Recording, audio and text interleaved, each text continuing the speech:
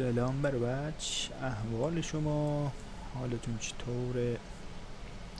میخوام در مورد یه استراتژی خیلی قدیمی از پراکس اکشن صحبت کنم.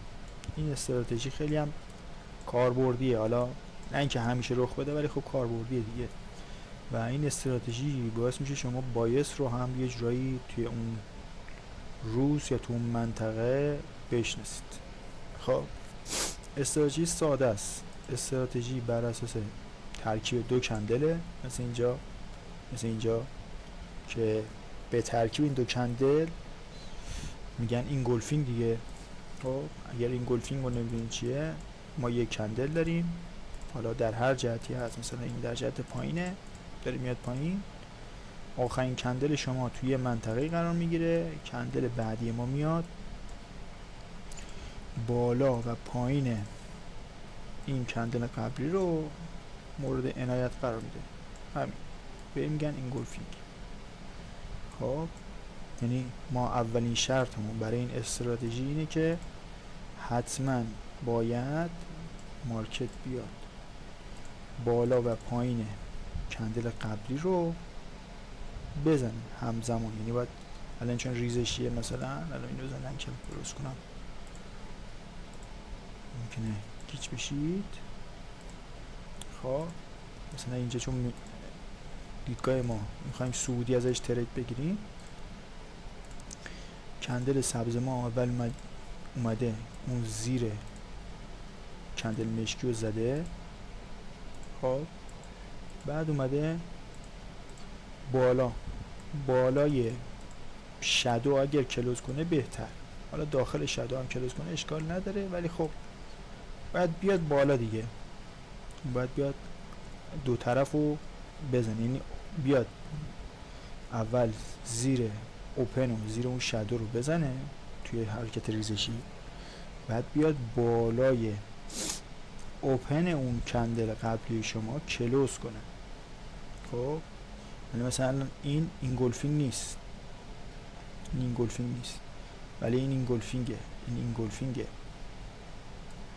متوجه شد؟ ما یه کندل داریم در جهت، بعد این باید حتما توی یک منطقه رخ بده. دومی شرط این استراتژی اینه، حتما باید توی منطقه رخ بده. هر جایی رخ بده به درد شما نمیخوره، نمیتونید باش ترید خوبی بگیرید. میتونید ولی خب به دردتون نمیخوره. مثلا نگاه کن الان اینجا این الان یه جورایی شبیه اینگولفینگ، ولی اینگولفینگ نیست. اولا که اومده زیر چیز کلوز نکرده، خب بعد دومی که اون نیومده بالا اینو بزنه. حالا ما داریم اینگولفینگ که مثلا رو هوا اومده اتفاق افتاده و عمل هم نکرده، به خاطر اینکه توی منطقه درستی نبوده، توی منطقه خوبی نبوده. مثلا اینجا نکنید الان اینگولفینگه توی منطقه نیست، نقدینگی نزده، میبینی توی محدوده نیست، باید یه جایی خوب رخ بده. مثلا این اینگولفینگه، خب این اینگولفینگه رخ داده، اومده زیر اینو زده، زیر این نقدینگی رو زده، توی گذشته است. اینجا سوینگر رو زده، این زیر این سوینگ رو زده، میبینی زیر این سوینگ رو زده، زیر این نقدینگی رو زده، دو تا نقدینگی همزمان زده، بعد این شکل رخ داده. خب پس ما اولین چیزی که نیاز داریم اینه که توی منطقه نقدینگی رخ بده، دومیش این شکل شمایله. سومین کاری که شما باید برای این انجام بدید اینه که بیاید این کندل دومو خب به 4 قسمت تقسیم کنید. خب تو 4 قسمت تقسیم کنید. اگر تو 4 قسمت تقسیم کردید دیدید این شادوی شما، خب این شادوی شما، این کلوز این کندل دومتون افتاده تو محدوده مثلا 25% بالایی. خب شما ورودتون یک پله میتونه پایین‌تر رخ بده، مثلا بیاد روی 50% رخ بده. از اینجا شما انتظار بای داشته باشید برای تارگتتون. حالا تارگتتون کجاست؟ تارگتتون اولین تارگتتون نقدینگی روبروه. حالا اینجا یه سوینگی داری، چیزی داری، هر چیزی. این توی شاخص خیلی رخ میده، توی طلا هم رخ میده.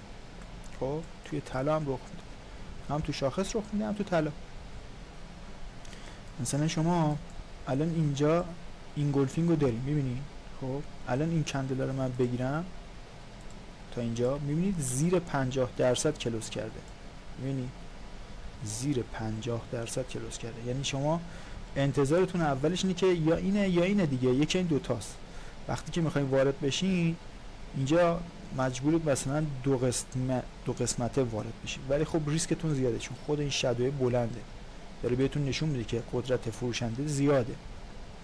خب شما میخواین وارد بشین یا اینه یا اینه. استاپتون کجاست؟ یه دونه پایینتر. تارگتتون کجاست؟ اولیش خود همین سقف، دومیش کجاست؟ نقدینگی روبرو. الان سونگ روبروی شما اینجا اینه. سومیش کجاست؟ مثلا اینجا یه نقدینگی دیگه است. خب شما اینجاها رو داری، این الگو رو داری. این خیلی تکرار میشه، فقط باید حواستون باشه که کجا وارد میخوایم بشین. هر جایی نمیتونید وارد بشین. الان نگاه کنید، این گلفینگ من توی نقدینگیه. خب توی نقدینگی، این نقدینگی من کجاست؟ اینه. اون ولیوم این بالانس است. خب اینجا الان ولیوم این بالانس داریم که توش این رخ داده. وقتی که این گلفینگ رخ داده، حالا توی مجموعه این دوتا کندل چی رو داره نشون میده؟ اینو قبلش بگم که قشنگ بدونید داستانش. این دو ترکیب این دوتا کندل یه دونه پین بار شده. یعنی اگه من بخوام اینو مثلا به شکل شمال جدیدی بکشمش، باید اینجوری بکشمش. بیارم اینجا، خب اینو بذارم اینجا، یه شادو هم مثلا اینجوری بزنم. پین باره، در اصل یه پین باره. یعنی این گلفینگ پین باره، فقط باید توی منطقه خوبی رخ داده باشه. خب توی منطقه خوبی رخ داده باشه. مثلا این الان یه ولیوم این بالانسه، توی منطقه خوبی این گلفینگ رخ داده. خب ببینید کندل نکنید، اومده پایین، یه سوینگ ساخته، یه دونه این گلفینگ ساخته، بعدش ریخته. حالا اینجا نیومده به تارگت دومش برسه، ولی رسیده به اون کف خودش و اون چیز رسیده. اینجا تو تایم روزانه است، خود اینم یه عدد بزرگه. حالا مثلا اینجا تا اینجا نزدیک 400 پیپه. مثلا این میتونه مثلا یک هفته شما به اندازه یک ماهتون مثلا تارگت بهتون داده. حالا اگه اینو مثلا علامت بزنید، ببینید که نزدیک 25، یعنی شما ورودتون اینجاست یا اینجاست، یکی این دوتاست. استاپتون کجاست؟ اینجاست. تارگتتون کجاست؟ مثلا اینه و خود این دوتاست. حالا اینجا مثلا از اینجا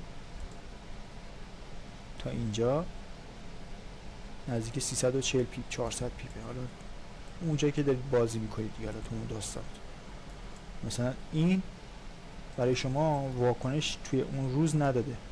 این از اون لحظاتی بوده که بهتون واکنش نداده، شما انتظار داشتید بیاد، ولی میبینید که کلوز کندل شما خیلی نزدیک به صفره، بیشتر نزدیک به صفر تا به 25 یا 50. شما انتظارتون مثلا این بوده که 25 یا 50 وارد بشید دیگه، یکی این دو جا.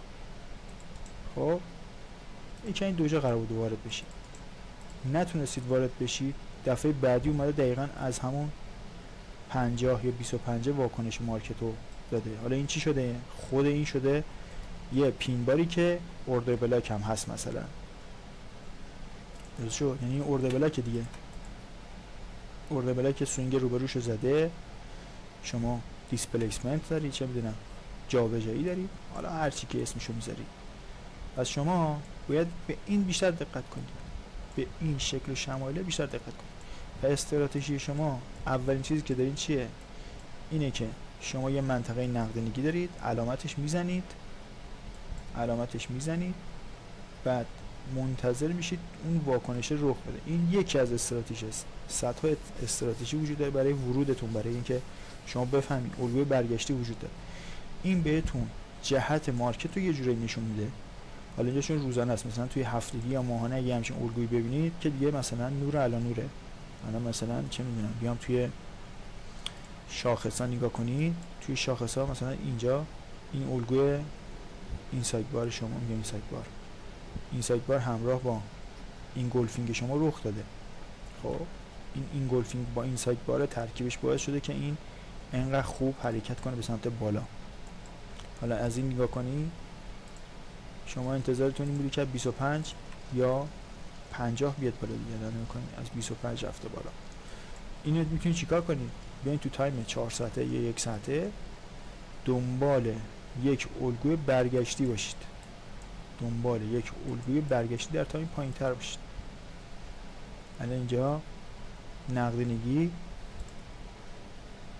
این گپ، یه گپ داریم در مرکز گپ، این شده یه دونه اوردر بلاک. حالا CICD بود، چه اسمش، یه اسمی داره. بالا این کلوز کنه شما همونجا میتونید وارد بای بشید، وارد خرید بشید. تارگتتون کجاست؟ اولین تارگت شما اون سوینگ روبروتونه. دومیش کجاست؟ مثلا بالای کف‌ها و سقف‌های دوقلو یا چه می‌دونم نقدینگیاتون. اینجا باید بگه اینجا نقدینگی این طرف هم پیدا کن. و حالا توی چیزم اتفاق زیاد میفته، مثلا توی ارزهای دیجیتال، مثلا توی ماژور فکر کنم اتفاق افتاد، توی ماژور توی هفتگی بود دیگه. ببینید توی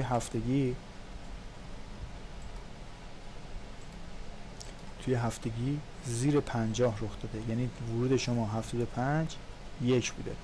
از زیر چیز دقیقا روی 75 مارکت برگشته تا بالا رفته تا وسطاش، بعد اومده پایین، یعنی به شما یه واکنش جهتداری داده. خب این ارز دیجیتال کلا یه ذره مشکل نقدینگی داره، ولی خب توی طلا و توی چیزای دیگه اتفاق زیادی میتونید ببینیدشین، این الگو رو زیاد میتونید.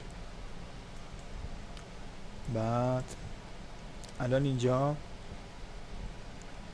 این اینگولفینگ نیست، این نیومده پشت اینو بزنه، شادو رو بزنه، این اینگولفینگ نیست. بعد حتما پشت اون الگو رو، پشت اون کندل رو میزنه. حالا من میرم نمونه دیگه پیدا میکنم. این اینگولفینگ بود که گفتم چجوریه. این